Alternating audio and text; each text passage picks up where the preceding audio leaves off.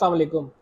Current affairs भी इस तरह का पेपर है जिसके हवाले से बहुत सारी कन्फ्यूजन्स होती हैं और वो इस वजह से होती है कि आम तौर पे करंट अफेयर्स पे कमांड नहीं होती, नेशनल और इंटरनेशनल न्यूज़ का नहीं पता होता है, या हम प्रॉपरली एनालिसिस करने के काबिल नहीं होते, या फिर ये होता है कि अगर वो हम कर सकते हैं तो हम सिलेबस से दूर चले जाते हैं। ये दोनों चीज़ें जब तक एक दूसरे के साथ को रिलेट नहीं करेंगी तब तक आप करंट अफेयर्स में अच्छे मार्क्स स्कोर नहीं कर सकते। करंट अफेयर्स इस वजह से भी इंपॉर्टेंट है कि करंट अफेयर्स के और जनरल नॉलेज के और जनरल साइंस एंड एबिलिटी के जो है वो एग्रीगेट मार्क्स होते हैं, यानी 300 मार्क्स होते हैं टोटल, जिसमें से आपने 120 कम अज़ कम लेने होते हैं और कोई भी पेपर फेल नहीं होना चाहिए, यानी बिलो 40। तो इसमें जितने ज़्यादा मार्क्स आप लेते हैं उतना आपके बाकी पेपर्स में भी आपको सपोर्ट मिल जाती है। और करंट अफेयर्स का सब्जेक्ट बजाते खुद ऐसा है जो बहुत से सब्जेक्ट्स को कवर करता है, कंपलसरी में भी और ऑप्शनल में भी। तो इस पेपर की ख़ास तौर पे आपने केयरफुल रहना है। और इसके हवाले से अब जो हमारा गेस्ट पेपर है उसको हम डिस्कस करेंगे ताकि बाकी चीज़ें भी आपकी क्लियर हो जाएं। पहली बात क्या है जी, the current political turmoil and institutional collision indicate the need for proper political and institutional reforms as well as strengthening the values of democracy comment. अब ये जो स्टेटमेंट है इसमें काफ़ी सारी चीज़ें एक स्टेटमेंट में कवर हो रही हैं। यानी सबसे पहले तो पॉलिटिकल टर्मोइल और इंस्टीट्यूशनल कोलिजन जो है ये किस चीज़ की तरफ इशारा कर रहे हैं कि पॉलिटिकल रिफॉर्म्स होने चाहिए और इंस्टीट्यूशनल रिफॉर्म्स होने चाहिए। ये वो चीज़ें हैं जिनसे डेमोक्रेसी को स्ट्रेंथन किया जा सकता है। इस तरह के क्वेश्चन में सबसे पहले आप इंट्रोडक्शन देंगे उसका, और जो करंट हो रहा है, करंट चैलेंजेस हैं उनका जिक्र करेंगे। करंट अफेयर्स के पेपर में एक ख़ास बात ये भी जहन में रखिएगा कि जब भी आप करंट अफेयर्स के किसी भी क्वेश्चन को शुरू कर रहे हैं तो कोशिश करें कि करंट इवेंट से शुरू करें। जो न्यूज़ आपने उस दिन पढ़ी हो, उससे पिछले दिन पढ़ी हो, उससे आपने क्वेश्चन शुरू करना है। इसका जो इम्पैक्ट है वो बहुत पॉजिटिव रहता है। अच्छा, अब जो करंट पॉलिटिकल टर्मोइल है पहले तो आप इस पे बात करेंगे। उसके बाद करंट इंस्टीट्यूशनल कोलिजन है, उस पे बात। इंस्टीट्यूट उस वक्त कोलाइड करते हैं जब एक इंस्टीट्यूट दूसरे इंस्टीट्यूट की अथॉरिटी को एक्सरसाइज करता है। अगर हम ये कहते हैं कि आर्टिकल 69 के तहत supreme court of Pakistan parliament में इंटरवीन नहीं कर सकती और सुप्रीम कोर्ट कर देती है, दैट इज़ इंस्टीट्यूशनल कोलिजन। तो इसी तरीके से हम कहते हैं कि आर्मी की अपनी एक डोमेन है, उन्हें उसमें रहना चाहिए। पार्लियामेंट की डोमेन पार्लियामेंट के पास रहनी चाहिए। कोर्ट की डोमेन कोर्ट तक रहनी चाहिए। ब्यूरोक्रेसी की डोमेन ब्यूरोक्रेसी तक रहनी चाहिए। यानी पंजाब में आपने देखा कि जिस तरह से इलेक्शन हुए और उस इलेक्शन से पहले, यानी हमजा शहबाज के हलफ से पहले जो है वो गवर्नर ने जो रेजिग्नेशन है उसको रिजेक्ट कर दिया। अब गवर्नर जब रेजिग्नेशन को रिजेक्ट कर देता है तो ज़ाहिर चीफ मिनिस्टर जो है उसका रेजिग्नेशन नहीं है तो वही चीफ मिनिस्टर के तौर पे होगा। लेकिन उसके बावजूद एक चीफ मिनिस्टर के होते हुए दूसरे चीफ मिनिस्टर को लाया जाता है और उस पर चीफ सेक्रेटरी की तरफ से नोटिफाई कर दिया जाता है। तो अब ये ब्यूरोक्रेसी की डोमेन तो नहीं है, लिहाजा ये जो इंस्टीट्यूशनल कोलिजन है इस पर लिखना होता है, बहुत एहतियात से लिखना होता है। याद रखिएगा जो पॉलिटिकल बाइसनेस है वो किसी तरह भी शो नहीं होनी चाहिए, पोलराइजेशन शो नहीं होनी चाहिए। आपने जस्ट फैक्ट्स की बेस पे बात करनी है, कॉन्स्टिट्यूशन की बेस पे करें और जो कुछ फैक्ट्स हैं उनकी बेस पे करें। नेक्स्ट क्वेश्चन है जनाब कि being a part of Paris agreement Pakistan has to formulate and implement a proper policy framework under COP26 to minimize the disasters impact of climate change. Elaborate. अब ये बिल्कुल टिपिकल क्वेश्चन है जो बहुत ही टेक्निकल है, यानी इसमें आप इधर उधर नहीं जा सकते, आपने टू द पॉइंट रह के लिखना है। पाकिस्तान पेरिस एग्रीमेंट का हिस्सा है। अब पाकिस्तान को जिस चीज़ की ज़रूरत है वो प्रॉपर पॉलिसी फ्रेमवर्क है in line with COP26।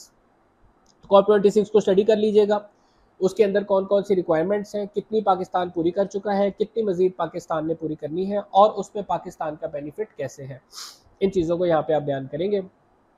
Third and very important, write a note on pros and cons of single national curriculum, did it serve the purpose.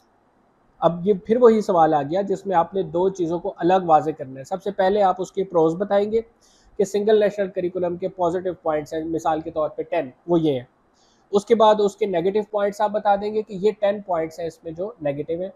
And में आप एक पैरा लिखेंगे जिसमें आप ये बताएंगे कि जनाब इसने did it serve the purpose, जिस पर्पस के लिए बनाया जा रहा था क्या वो होगा इससे या नहीं होगा, और उसके बाद आप कंक्लूड कर देंगे। Next, expansion of CPEC beyond Pakistan may result in opportunities for Pakistan, but it contains enormous challenges as well. Agree or disagree with the statement providing facts। यानी ये जो CPEC की एक्सपेंशन है, एक सुनने में आता है कि CPEC जो है वो ईरान भी उसमें शामिल हो सकता है, रशिया भी उसमें शामिल होने की ख्वाहिश रखता है, सऊदी अरब भी शामिल होने की ख्वाहिश रखता है, और जो मिडल ईस्टर्न कंट्रीज़ हैं वो तो होंगे होंगे। फ्रांस भी रखता है, 2019 में फ्रांस की तरफ से भी ये कहा था कि they are interested to invest in CPEC.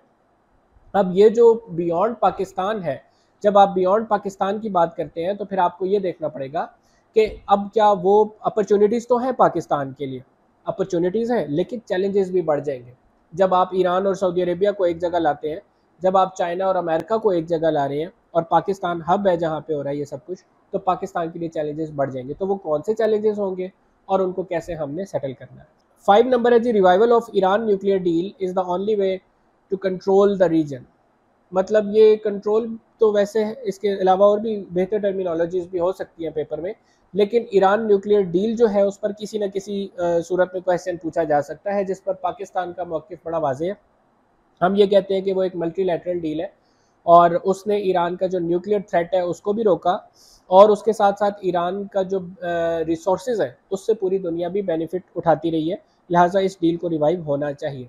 तो इसको ज़रूर स्टडी कर लीजिएगा एक दफ़ा, जो जो उसमें इंपॉर्टेंट पॉइंट्स हैं वो एक दफ़ा पढ़ लीजिएगा, किसी भी हवाले से उस पर क्वेश्चन पूछा जा सकता है।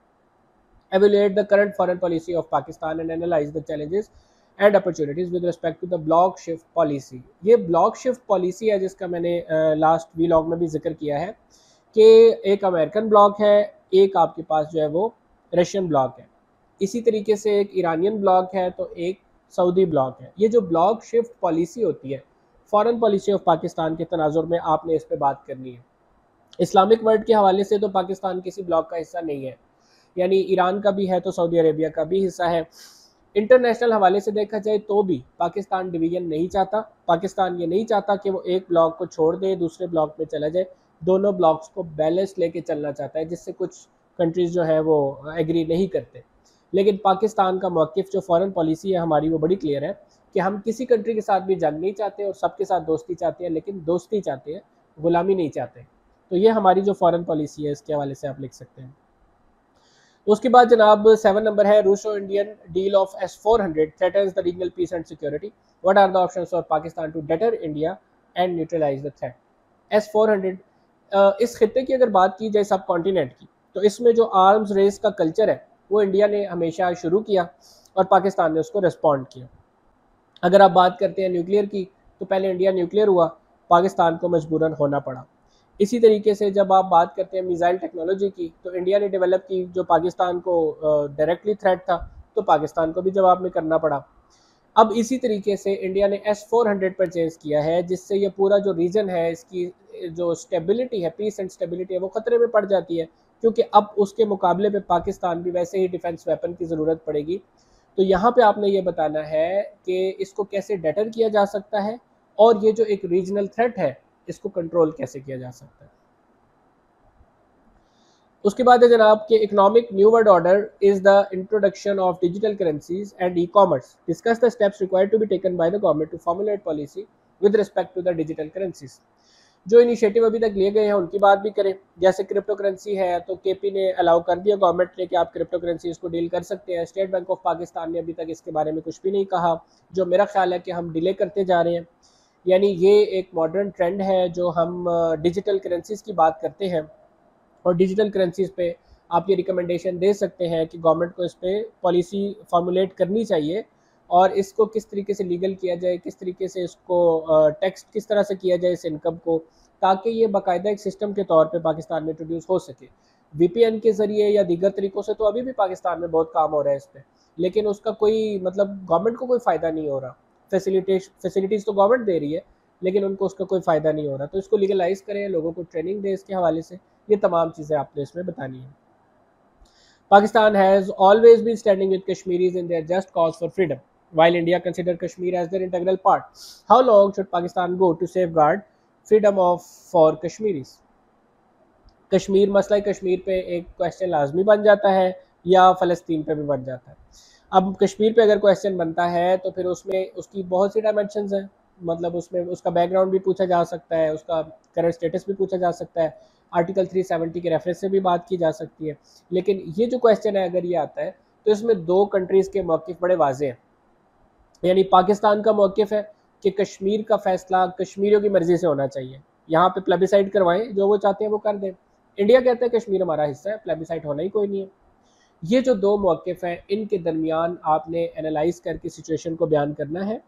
और दूसरा आपने ये भी बताना है कि अब आर्टिकल 370 के बाद गवर्नमेंट को बड़ा क्रिटिसाइज़ किया गया, तो उस क्रिटिसिज्म का क्या मकसद है? यानी आप क्या चाहते हैं या आप क्या समझते हैं कि इसको सॉल्व किस हद तक किया जा सकता है और कश्मीरियों के फ्रीडम के लिए पाकिस्तान को किस हद तक जाना चाहिए? उसके बाद जनाब 15 March has been designated as a day to combat Islamophobia by United Nations, discuss the efforts of Pakistan as an architect of this marvellous achievement. आपको पता है कि ये पाकिस्तान ही रेजोल्यूशन को पाकिस्तान ने तैयार किया, ड्राफ्ट किया, ओआईसी में पाकिस्तान ने इसको रखा और ओआईसी ने जॉइंटली यूनाइटेड नेशन से कहा कि इस रेजोल्यूशन को अडॉप्ट किया जाए और फिर रेजोल्यूशन अडॉप्ट की गई। तो इसमें जो पाकिस्तान का रोल है उस पर आपने एम्फेसाइज करना है। तो ये जनाब हमारा करंट अफेयर्स का गेस्ट पेपर है। इसके हवाले से आप अगर एवेल्यूएशन करवाना चाहते हैं करंट अफेयर्स की तो भी हमसे रब्ता कर सकते हैं, मोबाइल नंबर पे भी कर सकते हैं, जीमेल पे भी कर सकते हैं। एट अ नॉमिनल कॉस्ट हम आपको एवेल्यूएट करके और बता देंगे कि जनाब आपका जो कहाँ कहाँ आप क्या क्या गलतियाँ कर रहे हैं पेपर अटैम्प्टिंग में। यहाँ पे आके यानी अब टोटल मेरा ख्याल है 6 डेज़ रह गए हैं फाइनल पेपर्स में, तो यहाँ पे बाकी चीज़ें तो नहीं हो सकती, सिर्फ ये होता है कि पेपर अटैम्प्टिंग टेक्निक्स पे काम किया जाता है कि आपने पेपर किस किस तरीके से अटैम्प्ट करना है। तो उसके हवाले से we are always here to help you. May God bless you. अपना ख्याल रखिएगा, दुआ में याद रखिएगा। अल्लाह हाफ़िज़।